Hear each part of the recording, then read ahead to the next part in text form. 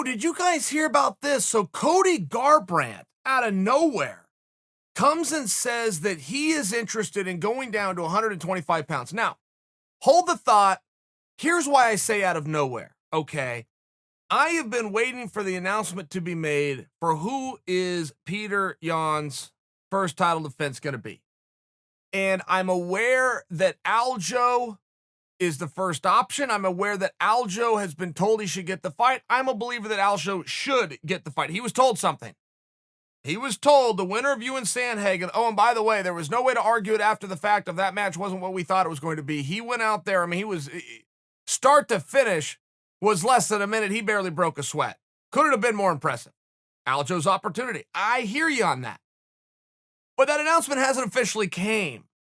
And it does make you wonder, well, where does Cody fight in? They fought on the same night. Cody's a former world champion.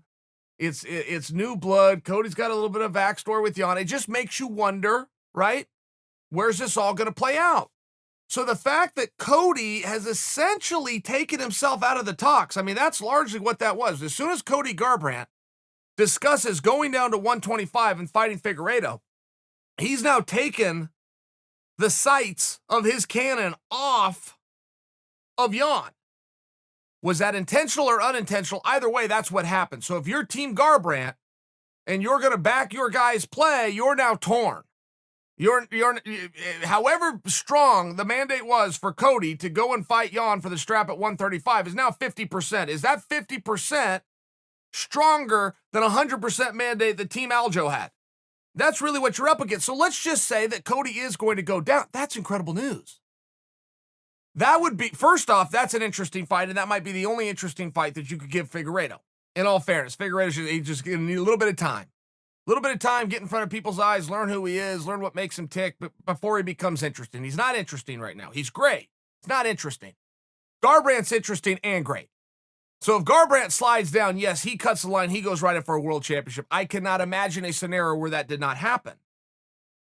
Can Garbrandt make 125 pounds? He says, and I quote, he could make it easily. Okay.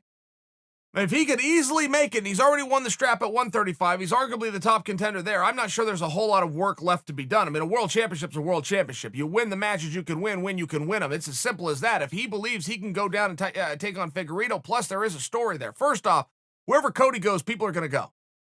That's just a problem that 125 has had. I don't even argue for you that it's a fair problem. It's a very real phenomenon, though. Cody could change that instantly. Instantly. Could pique my interest as soon as I heard it. Just by one example. Imagine you had the title around Cody. All of a sudden, that division is now protected. I mean, that is going to be protected till he goes away. People are going to watch Cody. Imagine he doesn't have the title. You still have this one fight. It's a very special fight because you also have a level of parity that you didn't have 3 days ago. You didn't have it last night. Came in this morning. I mean, that is a level of parity where you never think, well, you're not in the division. Why would I think about a dream match between these two? Well, not in the division until you cut the 10 pounds and you say, raise your hand and say, I'm in the division. Plus, Figueiredo and Joseph B would play into that match. Don't forget, Joey B and Garbrandt are teammates. Very good friends. They've been teammates for a number of years. Figueiredo, Joseph B did their business. They went out and did it again. And now teammate steps in to try to rectify it. I mean, that story never doesn't work.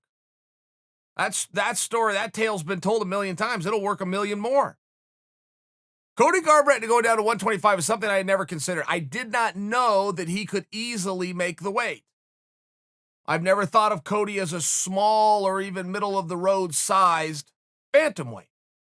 Looks as big as all the other guys. But if he says he can make the weight, and this is a guy who's never broken the rules, never been a violation of the testing policy, and has never missed a weight before, I think we take him at his word.